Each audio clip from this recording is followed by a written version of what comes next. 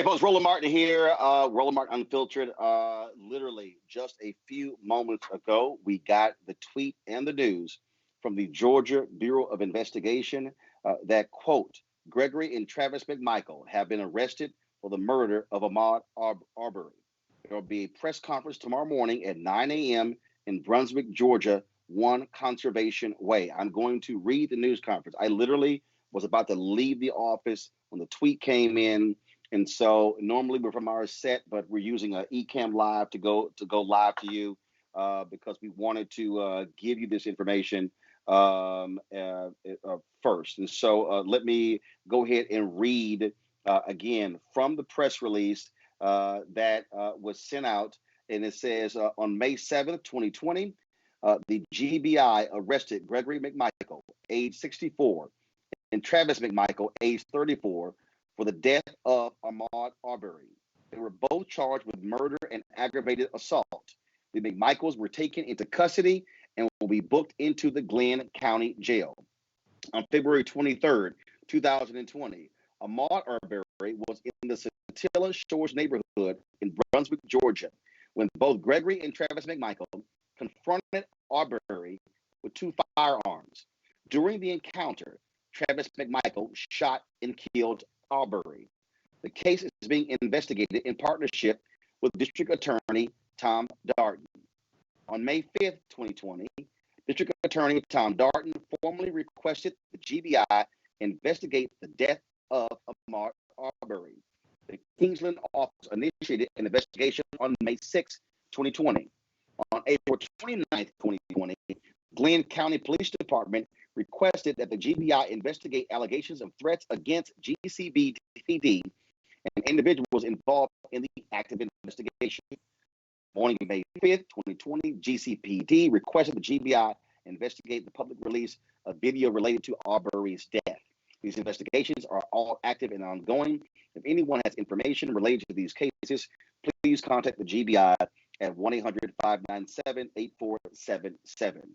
Now, Lee Merritt, who is the attorney for the family, for the mother of Ahmaud Arbery, he tweeted out that actually he's now since changed that tweet because he had included the third man who was involved in this, and that is William Roddy Bryan.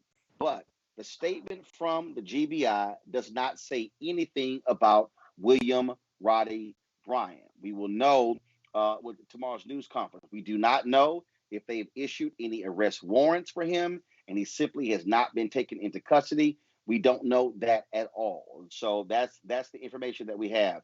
This literally, folks, came down. Like I say, not long ago at all. And so let me pull that up. Like I say, I was about to walk out of the door after finishing 2 hours of Roland Martin Unfiltered. And then we got notice at 8:02 p.m. We went off the air at 8:04. So this tweet went out at 8:02. We got the notice that these 2 men have been arrested for murder. It has been a tumultuous ride, if you will, for this family because they have been seeking justice since Ahmaud Arbery was shot and killed on February 23rd. The only reason we are even at this place, folks, the only reason we're here is because that video was released 2 days ago. Well, today's Thursday. That video was released Tuesday night. It really went public and viral on Wednesday. And then all of a sudden you see what happened. Now, here's some stuff that we have to understand. Keenan, let me know if Scott Bolden or Reese Colbert or Greg Carr, they are available to bring them in via Skype on this live stream. Folks, but here's something that you got to recognize. This took place in Glenn County, Glenn County. All right, that's where it took place. The police department there, they made no arrest. The Glenn County Police Department made no arrest whatsoever.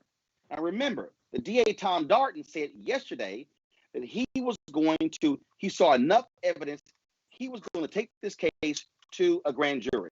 Now you must ask yourself the question, how could you make an arrest without the grand jury? The arrest of these 2 men could have actually happened long before today. But the officials there in that town refused to do so. They refused to actually make an arrest in this case. Again, the Georgia Bureau of Investigation, here they are.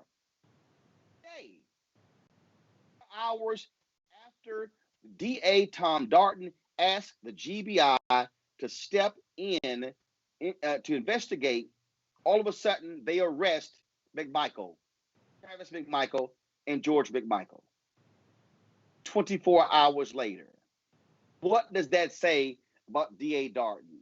What does that say about the Glenn County Police Department? What does that say about George Barnhill, the previous DA who recused himself? What does it say about DA Janice Johnson, who recused herself? Folks, something clear stinks here. Now, some of y'all, look, I get it. Folks, understand. You're saying the sound is bad. Bottom line is look, we're on a different system. We're not on the same system as we are. We normally do my show. So just want to let y'all know what's going on. Let me just try to see if I can even just change the audio here. I'll just turn this off and you actually have it. So sorry, folks. Again, this we're not prepared to at all. So now I'm talking just on the microphone that's right here on the computer, not these right here. And so, bottom line, we now see what is going on. These two men have been arrested. Hopefully, the audio is better with me taking the AirPods out. Again, the news conference is going to take place at 9 a.m. Eastern tomorrow. And so we're having some issues. We can't bring in our guest. And so sorry about that. This is the first time we've actually used this eCam system to be able to do a report. Literally, we shut the studio down. Lights were turned off. Everything was turned off. We wanted to quickly go live to give y'all this breaking news update. Folks are reacting all across social media. In fact, I'm going to do this here. I'm going to see if we can get Lee Merritt on the phone real quick. And I'll put him on speaker to see if we can just hear him. And so y'all just give me a second. We're calling him right now. Give me a second here. And remember, Lee Merritt represents the mother in this case. Ben Crump represents. Hey, Lee. Yeah. Hey, I'm actually doing. Actually went live when this thing came down. When did you notify Arbery's mother of this Georgia Bureau investigation? Did they give her a heads up that these two guys were being arrested? We're actually live streaming right now. I have you on audio. Okay, no. This was a surprise to her. Also, we've been working with GBI, and so we were expecting this, but it wasn't a certainty. They completed their interview of Miss Cooper today. What does this say though, that 24 hours after the GBI gets involved, there's an arrest? Yet the Glenn County Police Department, even in the statement sent out by the GBI, they're still complaining about, we got threats, and also they want the GBI to investigate the video. The Glenn County Police Department could have arrested these guys. The DA could have done it. He pushed it off on the grand jury. So what changed for the GBI to say, oh yeah, arrest them? It just shows that the South Georgia, at least law enforcement community, particularly in Glenn County, is corrupt beyond repair. And I believe the looming trial will expose a lot of that corruption.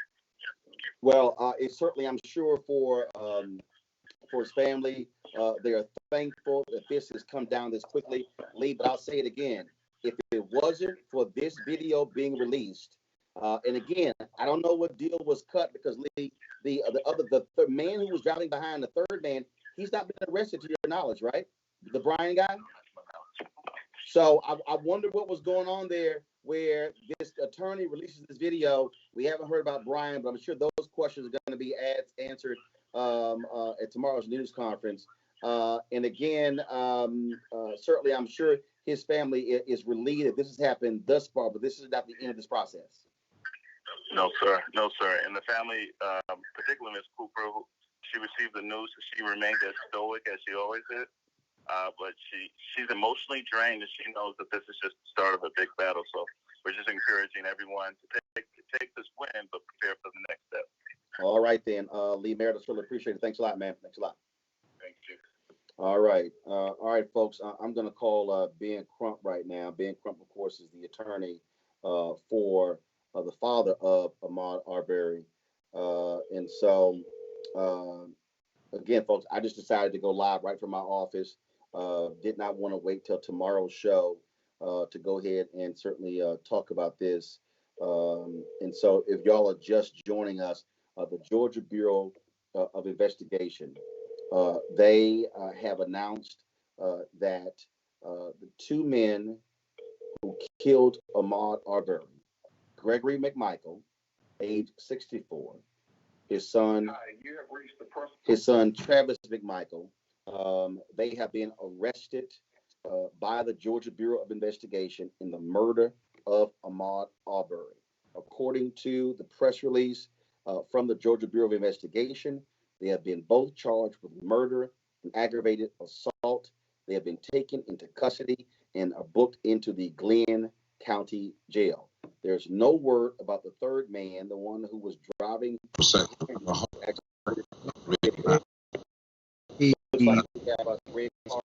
Right now, Greg, just your immediate thoughts.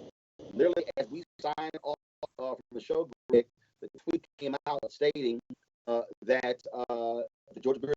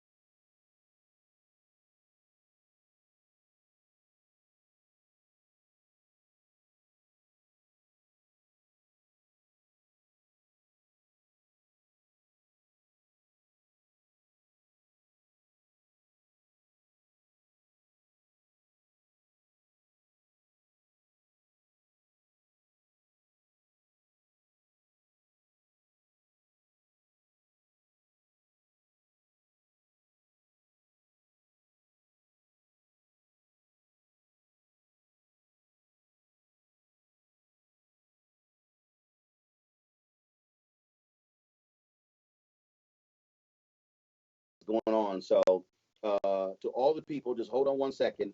We're working on the sound to figure out what's going on. I can hear the two of you, but apparently the sound is not going out. And so, yeah, I'm getting texts from everybody about this here. So Keenan, please let me know when what's going on that.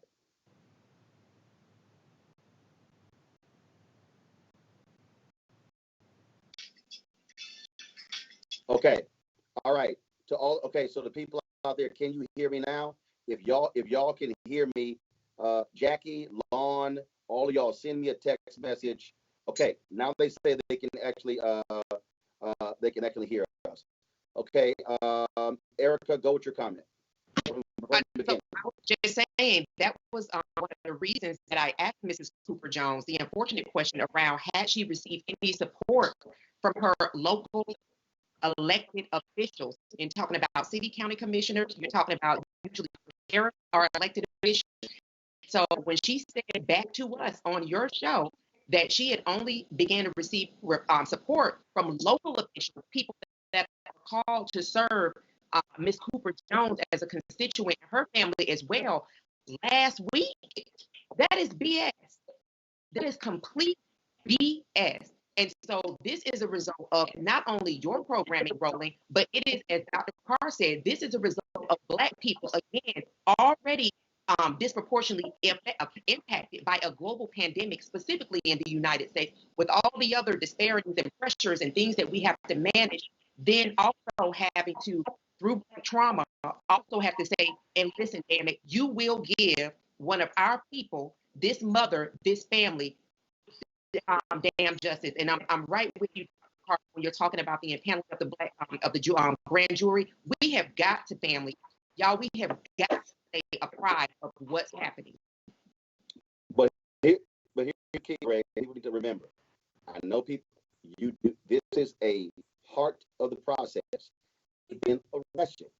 This may still take it to the grand jury.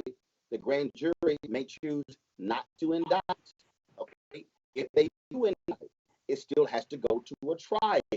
It does not mean that they are convicted. So you still have a federal position here. Remember, Michael Scott had been shot and killed in North Charleston. It was a hung jury. That officer went to jail on civil rights violations, not on murder. That's right. Roland, this isn't checkers. What you're saying, this is going to be a chess game, and I think the Republicans are gearing up for a game of chess. I don't want to make this a Democrat-Republican thing.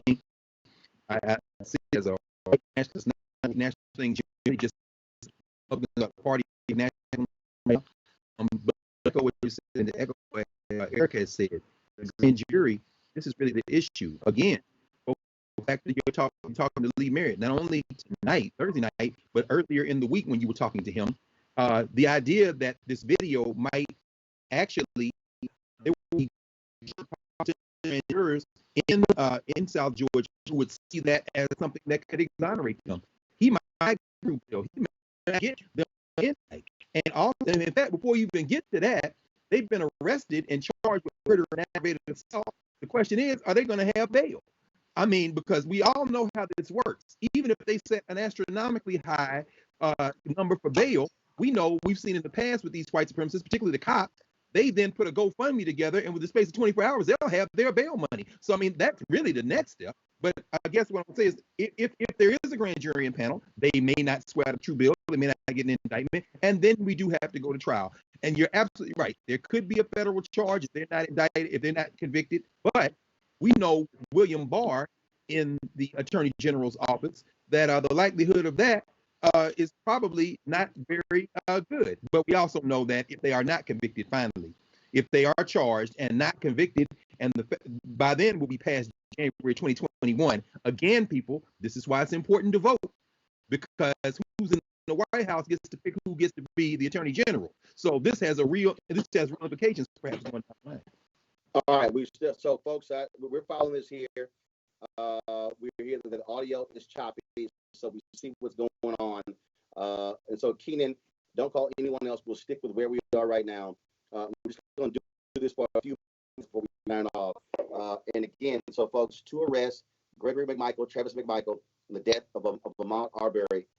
Still, what angers me, Erica, what angers me the most is that there's no way in the world 2 black men kill a white guy and we can go 2 months.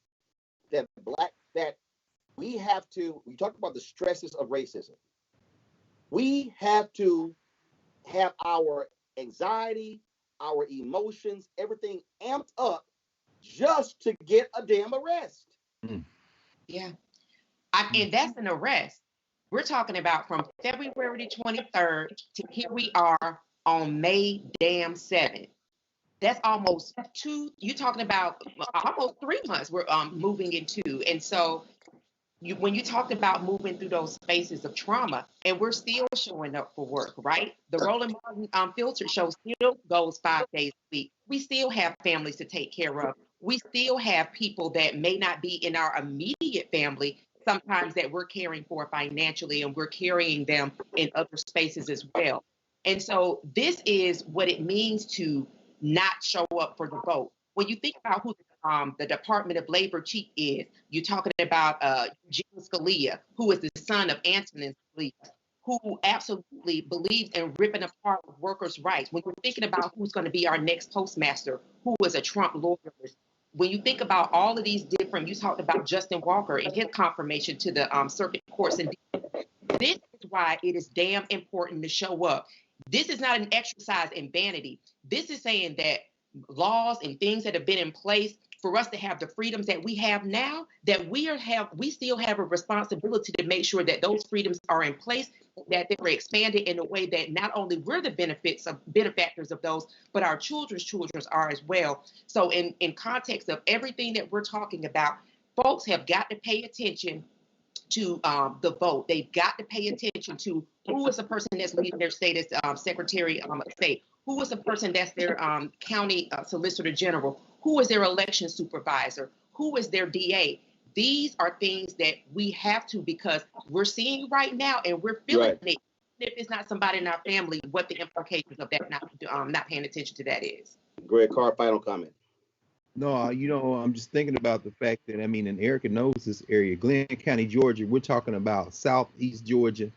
We're talking about a place, and we heard this tonight with Ms. Jones, a place that may have been frozen in time, where you could engage in a daytime lynching. Not that it can't happen anywhere else in the country, but to your point, Roland, and to what Erica is saying as well, now we've got to pay strict attention to the demography of that county, to the people who could be in that potential jury pool, and not jump the gun. And as Erica said, we got to keep up the pressure now. Now we have to intensify what you let us out in doing over the last couple of weeks.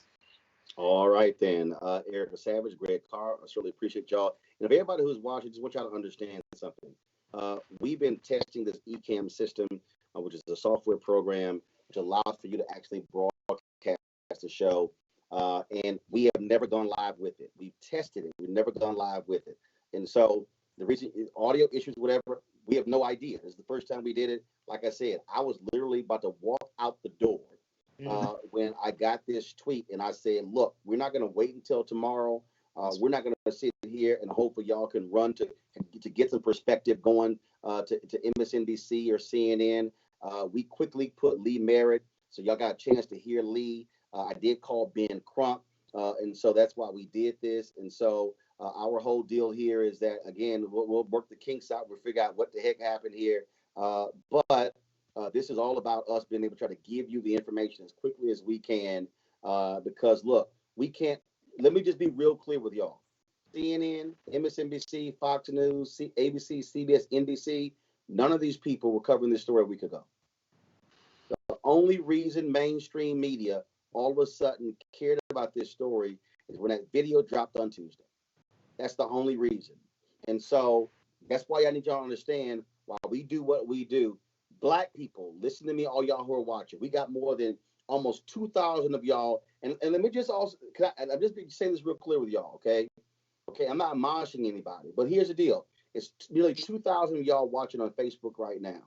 We probably had about 600 on Facebook earlier. We need 2,000 of y'all watching.